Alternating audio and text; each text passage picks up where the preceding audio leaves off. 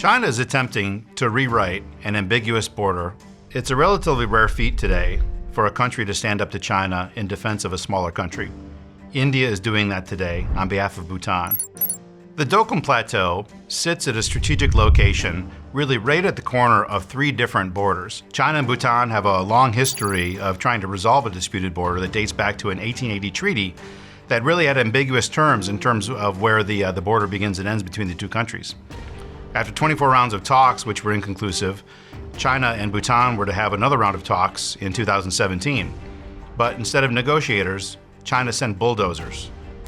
India chose at that moment to defend Bhutan's territory. They sent their own army across the border into Bhutanese territory to stop Chinese advances in building its infrastructure in the contested area that Bhutan had controlled.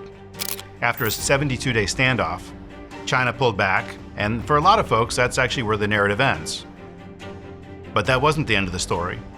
While China slowed its incursion in that specific direction, actually since that time, as our satellite imagery shows, they've actually expanded their attempts to take over Bhutanese territory in other sectors of the disputed Doklam region.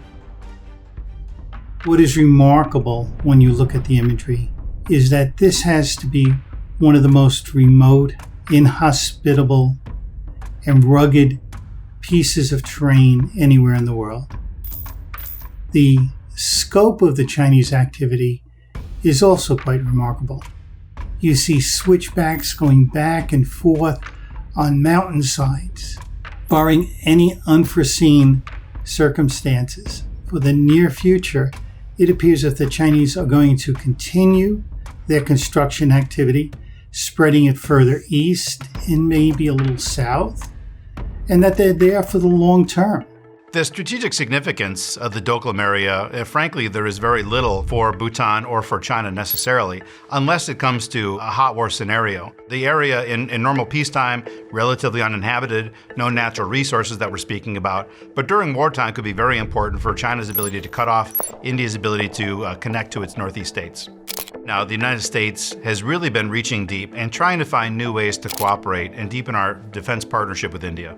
We don't have a treaty, and yet a lot of American strategic analysts that aren't so familiar with South Asia keep wondering why. What's the return on investment?